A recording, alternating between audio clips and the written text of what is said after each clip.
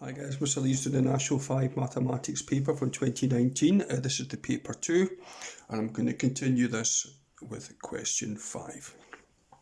The diagram shows a cone with diameter 6 units, so there to there is 6 units, so there to there is 6. You can see my lines there just to help me see what's happening there.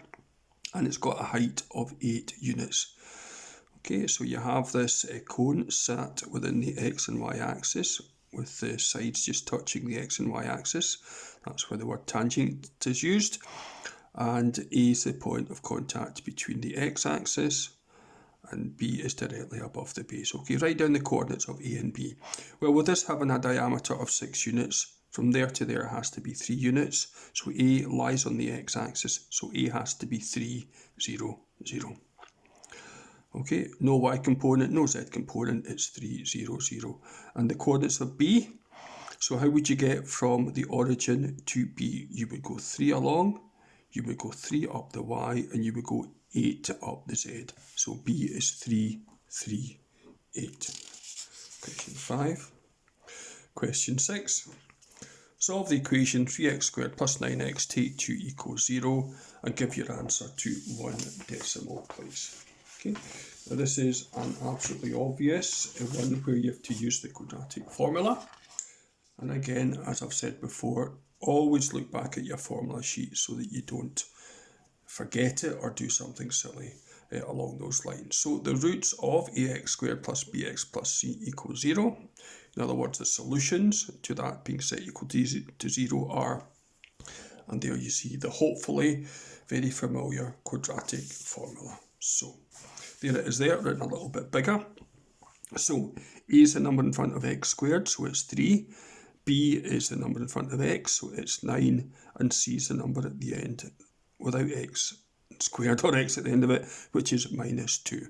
So let's start plugging in numbers and see what we get. So x is minus b minus 9.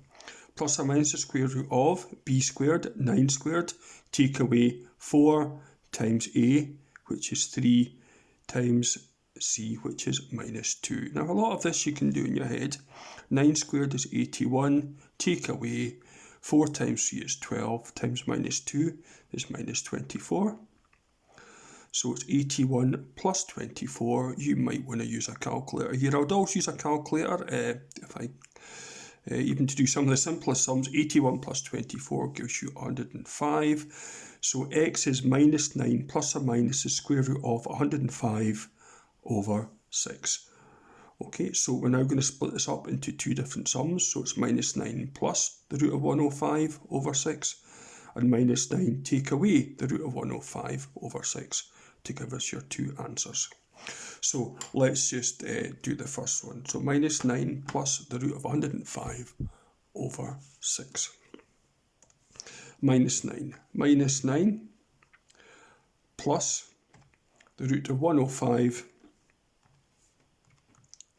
Now what I'm going to do is just get the top line sorted. That's what the top line is.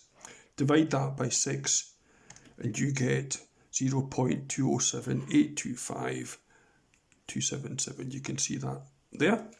Let's work out the other one. Clear it. Minus 9 take away the root of 105. That's what the top line is. Divide it by 6, and there's your negative 3.207825,128. And as you can see, I've written the whole thing. And then they ask you to round them off to 1 decimal place. Just straighten that up a bit. So 1 decimal place is 0.2 or 0.3. It's 0.2 because that's a 0.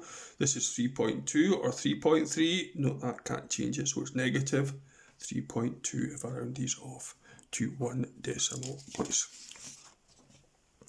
Question 7. Angle XYZ is shown below. Calculate the size of the smallest angle of triangle XYZ. Hopefully you remember from first year perhaps, is that the smallest angle is opposite the smallest side. So if we look at these two sides, that's the smallest side. So that is the smallest angle. So we don't have to work out them all and compare. We can just know that that's the smallest one there. Okay, now this is one where you're going to use the cosine rule. So, as I said, I would always encourage you to look at the formula sheet, which I'll dig out again. And we're now going to be using this formula here. So the cos of A is b squared plus c squared take away a squared. So side squared plus sine squared take away opposite squared over 2 times side, if that's your angle there. So let's adapt that to the situation we've got here. So the cos of z is 8.5 squared plus 7.2 squared. These are your two sides next to that. Take away 6.3 squared over 2 times 8.5 times 7.2. So let's get the calculator out and let's do the top one. Clear the last sum. So 8.5 squared plus 7.2 squared take away 6.3 squared. So the top line is 84.4. So as you guess now, I'm working out both top and the bottom. Let's do 2 times 8.5 times 7.2. And you get 122.4. And let's divide them out to get cos z. 84.4 divided by 122.4. And you get 0.6895, which I've just done to 4 decimal places. And then we do a shift cos to get the angle. So a shift cos of 0.6895. Clear it? Shift cos 0.6895. Close it. I'm not sure that makes a big difference there. And you get 46.409457. 1 decimal place will do us fine, 46.4. So the smallest angle is 46.4 degrees, question 7. Let's have a look at question 8. A traffic bollard is in the shape of a cylinder with half a sphere on top, a hemisphere, and you're given basic dimensions there that you can see on the diagram. Calculate the volume of the bollard and give your answer to 3 significant figures. Okay, so the bollard has got a cylinder to it, so that's the base bit there, and it's got the hemisphere up at the top. Okay, now the total height of it is 70. The radius of the hemisphere is 12 because the diameter is 24. Now that means that from there to there is 12, but also means that from there to the top is 12, as I've tried to indicate on the diagram. So the height of the cylinder is 58 centimetres. That's your 70 take 12 to give you 58. So we have a cylinder of radius 12 and height 58, and we have a hemisphere of radius 12 to work out. Okay, volume of a cylinder, I'll just move that a little bit that way so as you can see what I'm referring to there.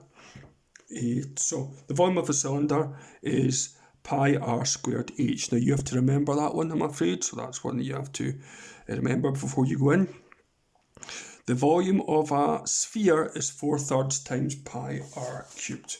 I'll just show you there again. There it is in your formula. A lot of people square this one. Remember, it's r cubed. Okay, so the volume of the cylinder is pi times 12 squared times 58.